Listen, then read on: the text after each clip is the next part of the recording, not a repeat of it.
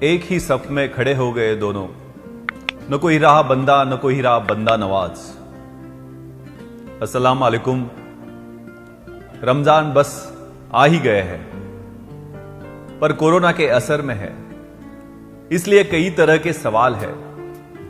प्रशासन सतर्क है, फिक्रमंद है, लेकिन लॉकडाउन में लोगों ने कोरोना देखा है, उससे आ रही परेशानियों से रूबरू हुए हैं। जिम्मेदारी दिखने लगी है और इसकी जरूरत भी है। सब तरफ से कोशिशें हुई है, सबने मन बना रखा है, घर में रहेंगे, इबादत करेंगे, रोजे रखेंगे, तराबी पढ़ेंगे, लेकिन बाहर नहीं निकलेंगे। दूसरा मसला रमजान की जरूरतें हैं जो अहम है, उसके लिए कोशिशें हो रही है। खलीस अल्लाह की इबादत है और रमजान का मतलब ही तैयारी है, सब्र है और मुश्किल हालात डटे रहना है। अभी तक रमजान में बेहतरीन फल से लेकर लजीज खाना दस्तरखान पर रहा है, पर इस बार हालात जुदा है। अल्लाह जो इंतजाम कर दे उस पर शुक्र करे और बताए रोजे का मतलब ही सब्र है।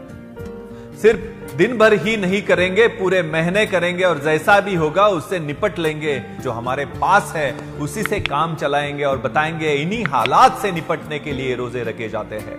जो होगा इंशाअल्लाह अच्छा होगा और सब्र ही हथियार है। रमजान मुबारक। जय हिंद।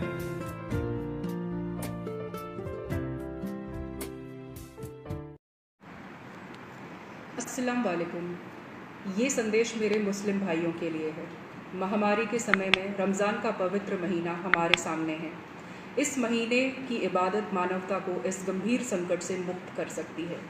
चूँकि नोवल कोरोना वायरस शारीरिक संपर्क से फैलता है, सोशल डिस्टेंसिंग मतलब जिस्म की दूरी इससे बचने के लिए सबसे प्रभावी तरीका है। काबे में पिछले 2 महीने से तवाफ निलंबित की गई है और मस्जिद नबवी मदीना में और अन्य मस्जिदों में सामूहिक नमाज अदा करने की मनाही की गई है।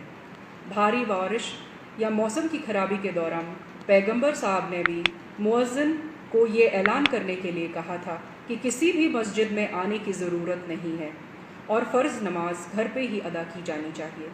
आप लोग ये याद रखें कि कोरोना की महामारी ख़राब मौसम की तुलना में कई गुना ज़्यादा ख़तरनाक है।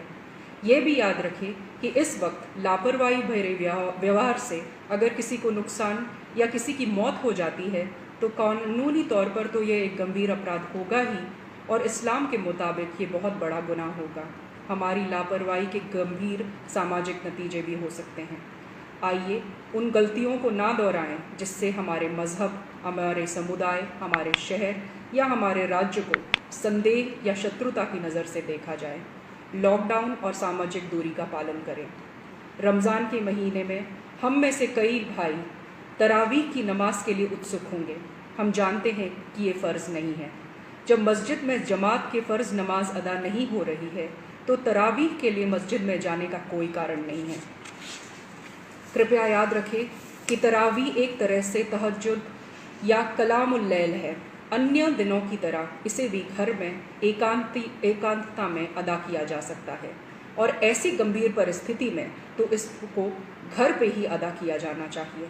हदीस और इस्लामी परंपराओं के अनुसार महामारी, युद्ध और मानव संकटों के समय में साथ ही अगर उनमें से किसी खतरे से डर है तो मुसलमान घर पर नमाज अदा कर सकते हैं।